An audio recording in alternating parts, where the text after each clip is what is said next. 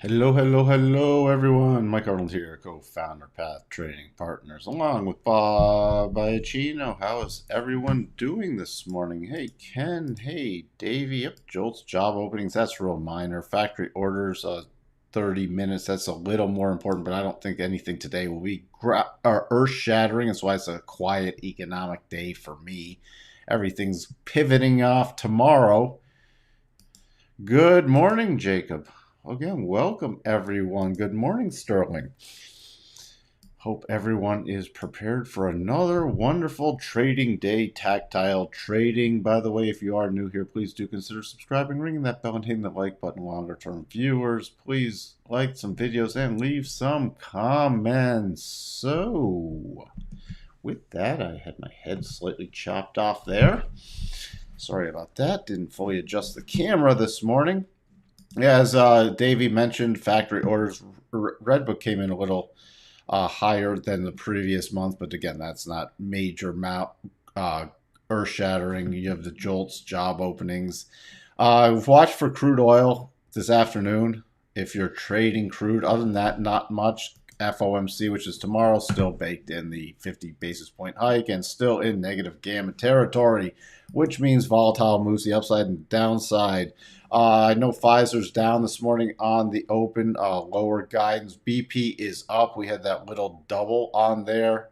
And remember, after the close, you have AMD, Airbnb, peek in on Starbucks, always to hear consumer guidance and inflation stuff to see if they have anything to say about that.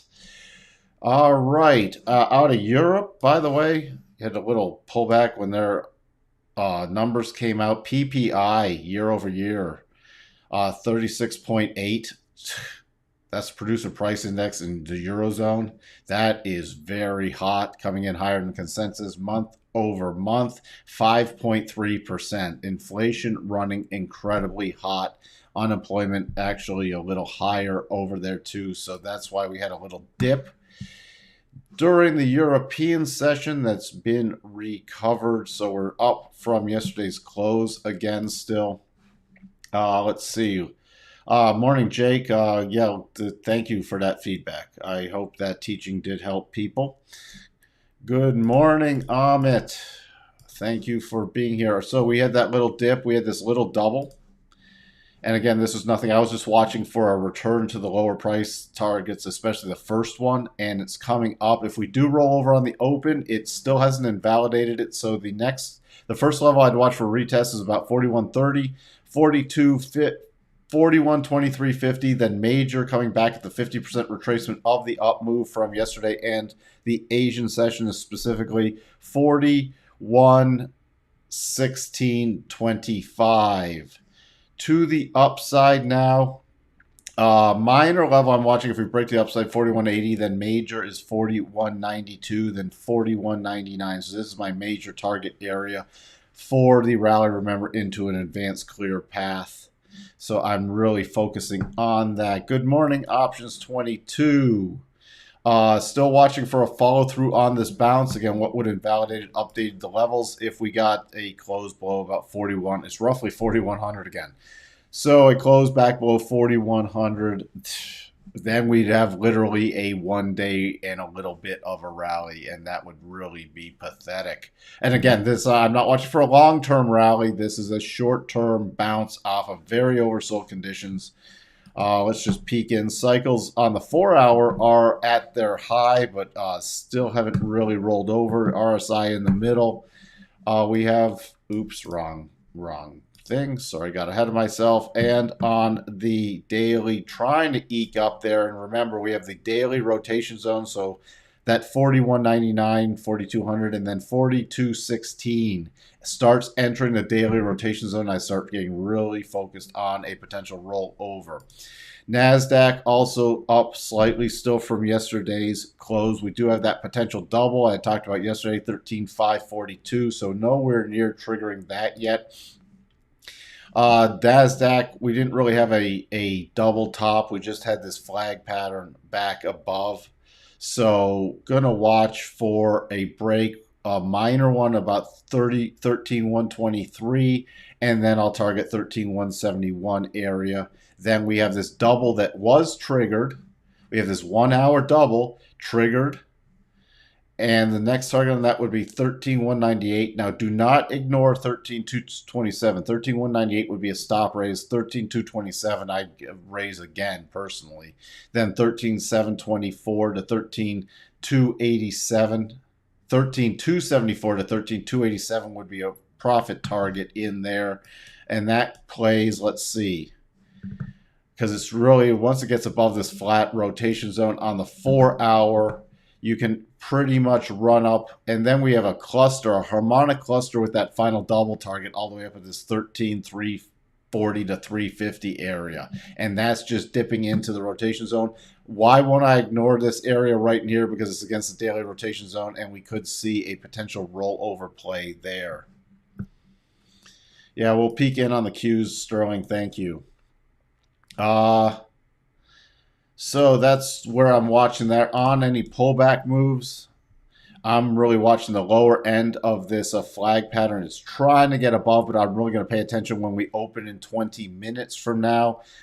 Area of support for me, let me update this to the overnights. Area of support for me would be about 13, it comes in with the harmonic, about 13,002, about 12,984, 985. We start breaking below that. I'm targeting the 50% pullback for this move up, 12,940 and 12,941. The key line in the sand is 12,883. Don't want to see it close below that, else that favors a return to the lows from yesterday. The Dow also had this little double top pattern coming down to the first target and rotating up. If we break back down on the open, 32,283, 32,771, 32,721. Also, this is right in front of that. It's the 50% level of this run up. So there's a fair amount of support in here, but the line in the sand for the Dow is 32,653. To the upside, it's sort of sloppy up here, but my breakout level is about 33,120, and then above there I'm targeting 33,243, 33,324. The Dow is actually performing pretty much the weakest from everything yesterday. Russell, there's not much going on in the Russell for me. I'm focused on the major indices right now. Russell, because why? Even on a pop-up, we have a rotation zone coming in about 1904, 1905 level. And even above that, we have major support becoming resistance at about 1925. So there's very limited upside and a big rollover potential. So you have to be very nimble with this. Good afternoon from Europe, Christoph. How those PPI figures I put in earlier, Eurozone PPI figures were ugly. Ugly. I hope everything's going well, though, over there for you. Again, thank you for joining us. DAX is still caught in this consolidation zone just below this key support becoming resistance. So this was the support area. Now it's the resistance area. In order for me to get at all bullish, I really need to get above about 14,170, 14,180, but it's pretty quiet in there. And still longer term, I'm favoring a rollover play. Anticipated volatility pre-FOMC. Well, I think we'll have volatility not with the rate hike. We'll have volatility potentially with their press conference. That's when I think the volatility. You'll have minor with the rate hike. But the major that I will be focusing on is from the press conference tomorrow afternoon. Remember, that's 30 minutes after the announcement. So the announcement comes out at 1 Central tomorrow, and then the press conference is at 1:30 Central, or 2 Eastern and 2:30 Eastern.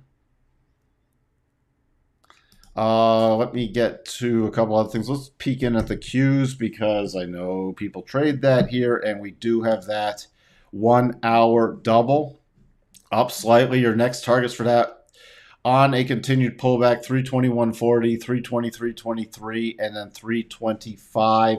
What you don't want to see on the Qs is your key line in the sand is about 313.05. Don't want to see that roll over and close below that on the daily. If it pulls back, your key area that I really watch for with these triggered doubles, I've talked about this many times, would be between the peak 317.76 and the candle bodies right before the peak 316.30. So that's where I'd be watching for any pullback plays. Crude, let me just get through. Mike, it goes without saying the market is sketchy, even though the Q's triggered double bottom. If it reverses, where do you hit the price, eject price? I'm heavy in options calls. I think I just went through that, actually. You are welcome. I gave you the really eject button. The real major eject button would be down here. Even on a pullback into here, that's normal for doubles. So even if we pulled back, that's where I'd be watching for it to hold, but your real eject button is below the 62.5. Now, if this can't get to the first price target before the meeting minutes tomorrow, and we'll review it again tomorrow as long as it doesn't close below that 62.5, then I'd get really tight with stops because it could get interesting. So just please keep that in mind. Again, we don't have a lot of economic stuff out today, so it could be a quieter day with a slight upward bias. I'm really going to, again, judge it off the open. Crude, there's nothing going on. It's still in consolidation. Remember, crude tends to move big. Not just this, but even this was a hefty trend, and then it consolidates. Okay, you get a trend, consolidation. This one broke down, but then it consolidated again. So you get some of these major consolidation periods where it just gets really choppy. Right now, we have major choppy. Can't get bearish back until it gets below 94 at this point, though. We're pretty much working off its major overbought condition. You see what was major overbought. Cycles on a weekly basis actually entering the low with the rising rotation zone. So I'm really focused on if we get the close below here on a longer term basis. But crude holding up remarkably well, especially with all the lockdown situations in China and the reduced demand over there. It is not really dropping yet. Gold, again, starting to watch for about hit this roughly target area for this little pullback, watching to see if we can get any follow through now to the upside, and starting to watch again for a longer term bottom. It's against very key support area. If it does break lower, you have the 200 slightly lower, 1830, 850. Don't want to see it get below there for the short term bull case. Silver also trying inside day, trying to put something there. We dipped down to that buy area yesterday. The sell area for me on, because it's trading around a core position, is back up this 2325 area. Notes coming back down just in front of that next harmonic one, 1804, and rotating up. Remember, I'm watching for a longer term potential bottom in notes. We still have the double in play. The double's not anywhere close to being invalidated. What I'm watching for now, I'm flipping my harmonics around. I'm flipping the harmonics around. Why? Because I'm focused first on this 50% level, about 119.11, then again 119.21 for potentially early warning signal that we could be running up to test this. Now, we are still against the rotation zone in here, but if this double hits, it's the daily rotation zone's out of the way. If we break down again, 117.30 and 117.21 are the key levels below. Dollar index pulling back. Here's what I'm focusing on: dollar index, potential double top below 182. 102.81. We got 102.30, 102.08, 101.84. What does that look like on the bigger picture? That just takes it into the daily rotation zone. So I'm really also focused on that with the dollar index. VIX, again, put in a topping reversal yesterday. First area I'm watching now is back to 30. Should we be rallying today? I'm going to see how it reacts at this 30 level, 30 to 30.25. If we did drop below that, then I'm watching Friday's opening area about 20.29. Let's check in. I know somebody asked for Bitcoin. Was that you, Sterling? Bitcoin, what were you looking at? Is there a potential valid double bottom on Bitcoin USD on the daily? I do not like this at all. This is not a great, I would not trade that as a double. Why? Because you have this huge flat area, then you have it just stair stepping down. You have a decent rotation here, but it's just trying to reverse this move. This is the move it would be reversing.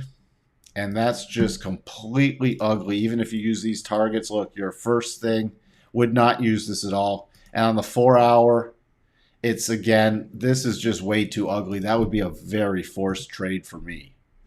So there's nothing going on with Bitcoin from that. And again, we're also against the daily rotation zone.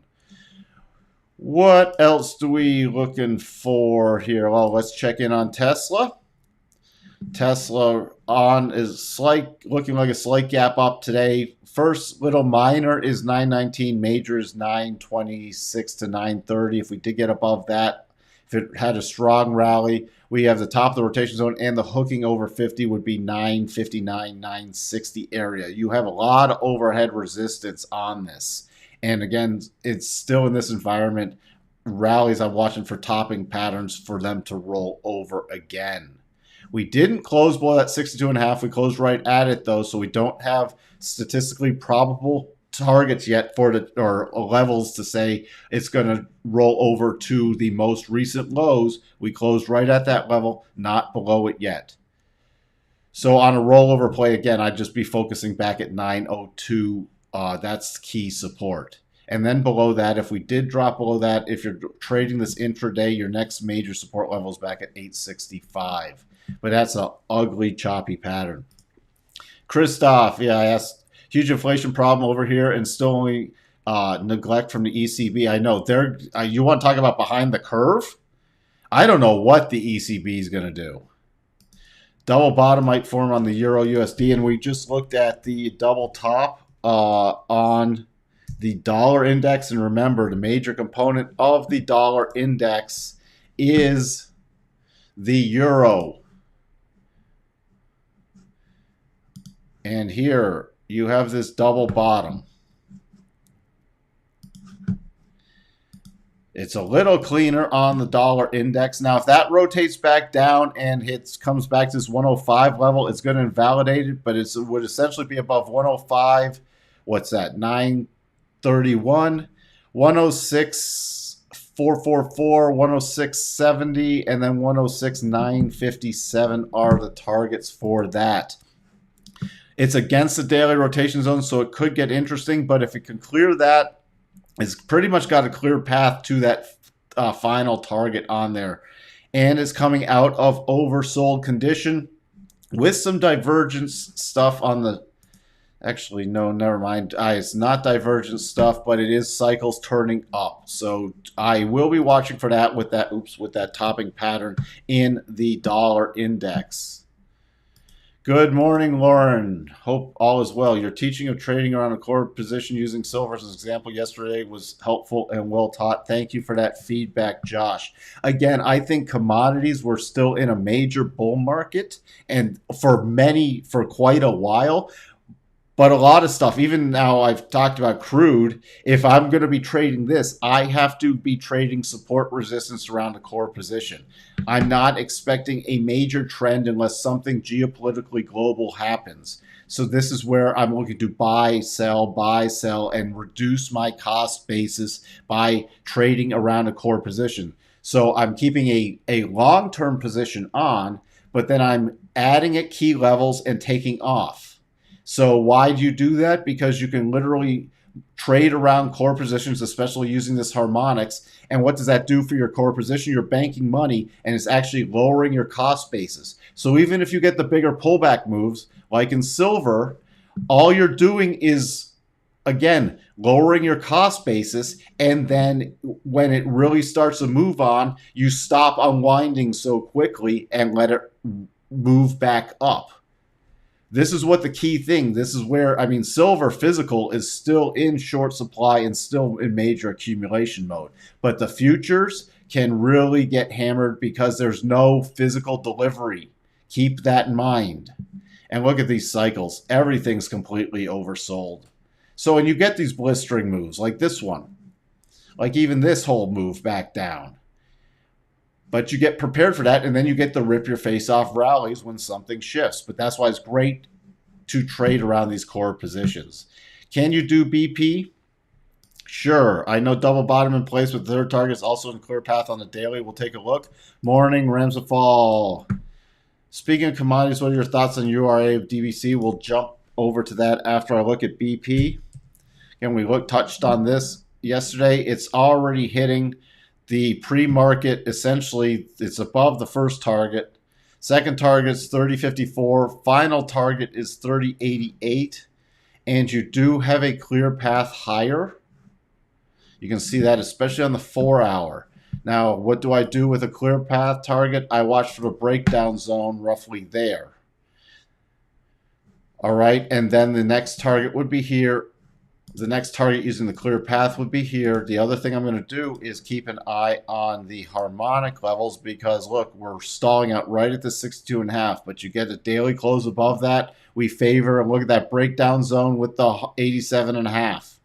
31.25. If you get a daily close above this 62.5, about 30.30, target 31.25, then I'd be watching about 31.61 to 31.73. That's how I structure those kind of trades off that double because it's also cleared the daily and the weekly is flat and you are in consolidation. What are your thoughts on URA? Again, I'm still a long-term URA bull. That's the way we do it with same thing. Back to this buy area yesterday. Now you do have a little, it was a potential and it broke back lower.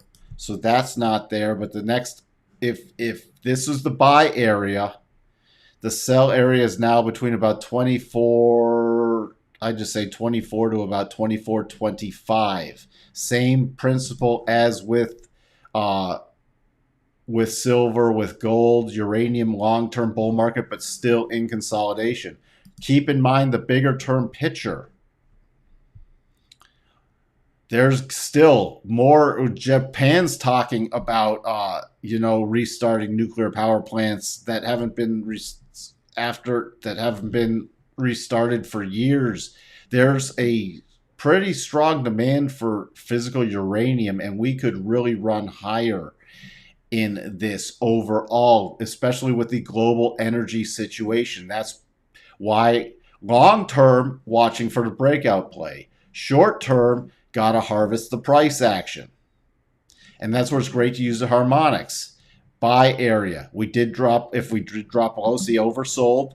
Now you watch to unwind, especially against the daily rotation zone in the flat 200.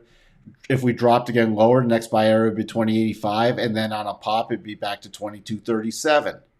And then on the next pop, so let's say you bought here, it unwind, and this is all around a core position, so you don't put your whole position on in one place. DBC is still very bullish. Remember, this is commodities as an overall. You can see here in its weekly uptrend, and this is in triple top territory, so this is pretty much going away. But I'll touch on that in the next sector overview. But it's holding up remarkably well as a commodity cycle. Back to the daily rotation zone. Even on a pullback to 25.21 in DBC, it's still in its weekly levels. The only thing that would get me really concerned is if I'll still watch this, I won't use the double targets, but below 24.26, and I'd start mapping out a bigger pullback. But right now, what this is doing with this price action, it was really overbought. You had some divergences here, but it's holding up pretty well, trying to burn off its overbought condition and getting the cycles back down.